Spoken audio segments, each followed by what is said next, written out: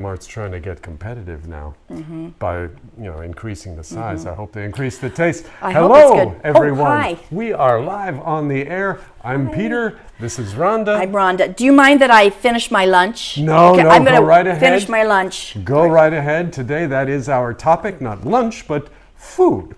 Food is what we'll be talking about today, based on an article in our September Advanced, new month here. September, your new issue of Advanced. If you don't have it, go right out to the supermarket or the magazine store or even online. Get your September issue of Advanced. The article that we are pivoting off of will appear later in the week. It's called A Place Where Food Never Spoils. And it's about eating food in Antarctica. So, interesting article there. And we thought we'd talk about eating food back here in Taipei. And so, hello, Rose. Good afternoon. Hey, nice Rose. to hear from you. Steve. Hi, Steve. Good to see you. Always with us. B. Hello, B. Nice to have you with us. And we've had this person before. Oh, we see you. Neither of us can read Chinese. So, good afternoon. Who's this person? Miss Chu. Chu. It's great to have you with us. Yeah, good afternoon to you as well. And Agatha. Hello, Agatha. Nice to have you with us as well. So yeah, we are talking about food today. Now there's a lot of vocabulary about food, so we're not going to be covering each and every word that has to deal with food today. We're going to give you some that we think you might not know, but that you will want to be able to have in your vocabulary to talk about food in a variety of settings. So our first, of course, our reader poll, our listener poll, our viewer poll, whatever it is. Are you a foodie? That's our poll question for today. Are you a foodie? Yes. Ooh. And here's what I had for lunch. I like to eat, but I'm not a foodie. I don't post pictures of my meal on Facebook, stuff like that. It's just food. Hey, you gotta eat to stay alive. I eat food. That's my relationship with it. Or if I could take a pill, I would. And I have to say, we're putting that one in kind of for a joke, but sometimes it would be convenient to be able to just, if you're on the go, really busy, just take a pill and get a 3-course meal. I don't know, Rhonda, would you like that? It sounds like a Willy Wonka kind of thing. It does, yeah. But the idea is, I don't have time to eat. I just want enough calories to keep doing my work. So if it could just come in a pill, that would save me time. Yeah, and then when you have time, sit down for a nice big Family Mart Subway sandwich. Yeah, this is the new sandwich that I'm trying today. It's a little tough. Yeah, a little tough. But a foodie would not like this. Probably not. Yeah, a foodie might pass on that. Agatha, and Selena. Hello, Selena. Selena says, I'm kind of a foodie, so like maybe the number 2 there. I like to cook for my family if I have time. Great, Selena. Yes. And Agatha, I like that giant sandwich. Is it yummy? Well, no. We'll try it offline and let you know next week. But for the meantime, let's give you some food for thought, some food for your vocabulary. And our first vocabulary word for today is aromatic. Aromatic. Rhonda, what do we mean by aromatic? Aromatic. Do you hear the root word aroma? Aroma is the smell, especially the smell of food or flowers are very aromatic. It means very good smelling. It just coming off of that food is a smell. Right. It's interesting the way we use the word smell and aroma. Usually if something doesn't smell good, we'll just say it has a smell. It has a good smell or a bad smell. But if something is aromatic, then it is it's usually used in a positive sense. People who run a coffee shop or sell coffee, tea, they want to promote it. They say this is a very aromatic blend. You've seen that word, I bet, in a coffee shop. Yes, and coffee shops particularly. Hey, Steve says, the sandwich reminded me of when I went to the U.S. to visit my relatives. We went to Jimmy John's Sandwich, and it looks fresh and delicious. That is a good one. Yes, things are a little bigger in the U.S., generally speaking. So good observation there, Steve. Okay, so let's say we've walked into this restaurant, not necessarily a fancy restaurant, but just some cafe or restaurant, and we notice the aromatic smell in the air of good food. We sit down at our table, and first thing we want to see, do we have any condiments? Do we have any condiments at the table? Rhonda, what do we mean by that? I always think of it as a bottle of ketchup, that red sauce, and a bottle or a container of mustard. That's what I think of with condiments. I associate condiments with hamburgers and hot dogs. Am I wrong? It does have to do with hamburgers and hot dogs, but condiments can also be soy sauce. Okay. To think more of our local situation here. Yes. Soy sauce, oil, vinegar, salad dressing is considered a condiment. Okay. Anything that you add to your food, usually a sauce of some kind or an oil, some kind of liquid thing, that is a condiment. Now we also have at our table, we have the condiments, but we also want to make sure that we have our utensil, our utensils. Rhonda, what are we talking about there? Well, Peter brought these neon orange chopsticks, which is a kind of utensil I'm not very good at. So the thing you use to eat the food, forks, right, spoons, knives. I wanted to say something about condiments. If you're in a restaurant in America, you probably will not ask the waitress, "Can you bring me condiments?" Just to say, we don't really ask for condiments. We might say, so just a usage tip there. Right. You might, in an American restaurant, see a sign somewhere on a table that says condiments. But you don't ask for them. Right. You wouldn't necessarily use the word, "May I have some condiments, please?"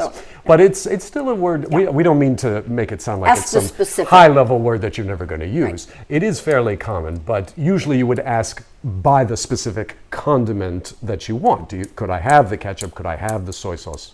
And so on. But those are all referred to as condiments. Okay, so aromatic condiments, utensil, everything's set at our table. We've got what we need, and here's the food now.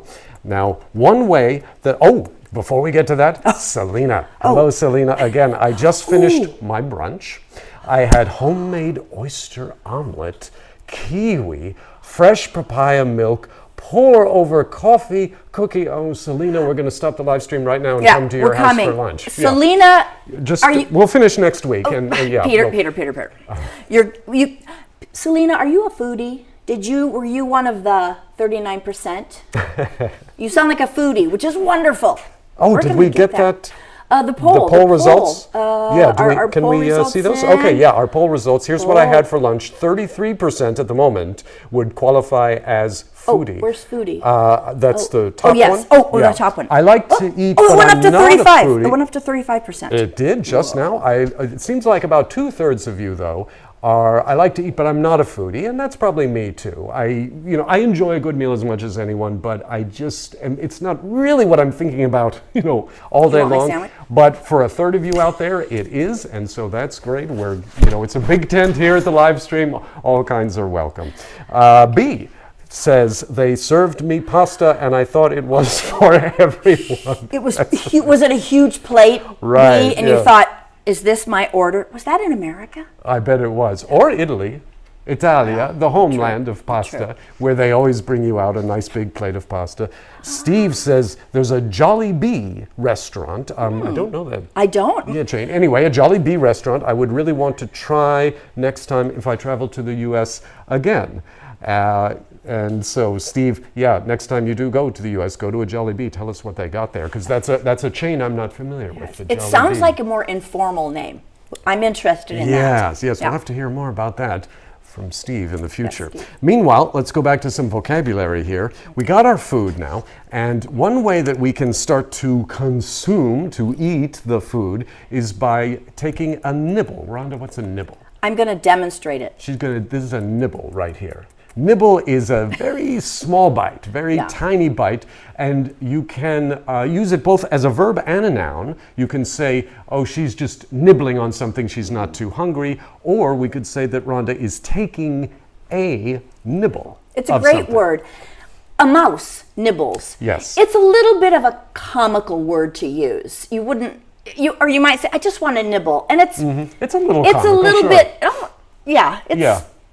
It's not a serious thing to say. Or if you're just really not in a good mood to eat. Rose says caterpillars nibble Yes. leaves. Great illustration. Yes, caterpillars. I'm When you're eating- thinking about nibble, and sometimes humans do. Sometimes we're in a bad mood or we're a little sick and we kind of just nibble at our food because we're just not that hungry. Do you want a nibble of my sandwich? Just a nibble. Just a nibble after the live stream. So I'm sorry we won't be able to bring that for you. But now, nibble is one way to eat the food. Another way is to chomp. Now, Rhonda, what are we talking about when we say chomp? Oh, she's giving us another illustration here.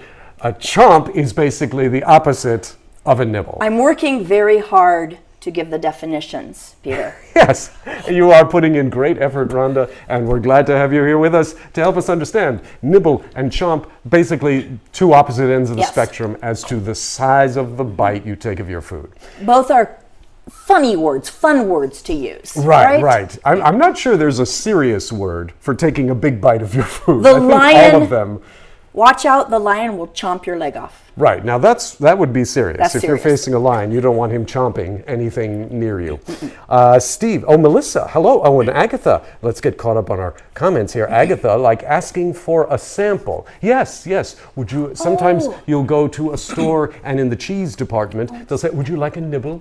You know, just have a little nibble, which means just take a little bit. That's what they mean when they say nibble. Melissa, hello Melissa. Melissa says, if you like Jollibee, you must visit the Philippines. Oh. Interesting. Must be more established there in the Philippines, the Jollibee.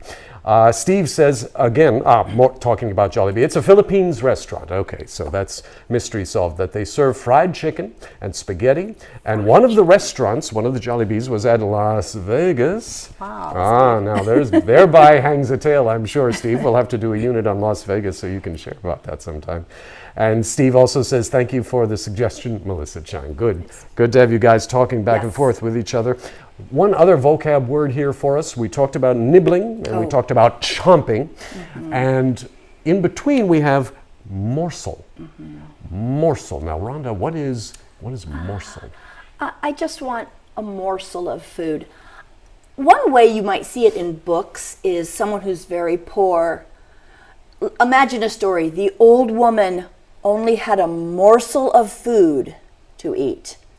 That's one way you might hear it, in the sense of only a morsel. Yes. Or you also might hear the giant in those stories when he sees the little human protagonist and says, ho, ho, ho, you'll make a tasty morsel for me. It's, same idea. It's a little bit of food, but it's interesting because it can be used either, in a variety of ways. But usually if you're just trying something for the first time, in everyday life, that's when we would use it. You just take a little morsel of something and you try that. Very similar to nibbling. But nibbling, actually, now that you mention it, nibbling usually is when you have a larger piece of food that you just take a little bit of. A morsel would be like if someone cuts it for you, puts it on the fork or the chopstick, and it's a little piece just by itself, and you just have a morsel of it like that to test it out. I have grandchildren, and if you're a grandmother or a mother, sometimes you walk in and say, you see an apple on the table, somebody's little teeth took one bite, Yes. and you say, who took the nibble out of that apple? I picture that little teeth. Yeah, again, thinking of the caterpillar And then or they the throw it away. mouse, nibbling. But good word. Yeah, let's get to our discussion question. Almost forgot. Our discussion question for the day, as you might guess, what is one of the best meals you've ever eaten? A single meal that is just on your top 10 list. For me, I think it was one time I went to Kansas City in the States. Steak. They're famous for steak in Kansas City. We went to a steak restaurant. I had a steak, wonderfully tender and juicy, with potatoes au gratin on the side. Au gratin means like with melted cheese poured over the potato and maybe some herbs, seasoning and stuff. And then there was, I think, ice cream for dessert on top of it. One of the meals I'll just never forget. B says, my daughter was attracted by Peter's imitation of the giant. Thank you, B. Thank you also to B's daughter. We'll have to do a live stream on giants sometime so I can bring it out more often. But Rhonda, what's one of the best meals you've ever had? Deep dish pizza. There was a place when I was a teenager, our friends would go and get what's called deep dish pizza. Tell me where it is in our city because I love it. About this thick, the crust, and it's very, very good. I love bread. Bready crust. Bready crust, yeah. And I love pizza too. I find that pizza in Taipei tends to be flatbread. Thin That's crust. good too. Deep dish is the opposite of that. It just means, very thick crust and very thick toppings and such. Deep dish pizza. I think it started in Chicago, the city of Chicago in the States originally. I think so. But I'm sure there's deep dish pizza somewhere here in Taipei. So any of you want a food project, go out and let us know where we can find deep dish pizza in Taipei.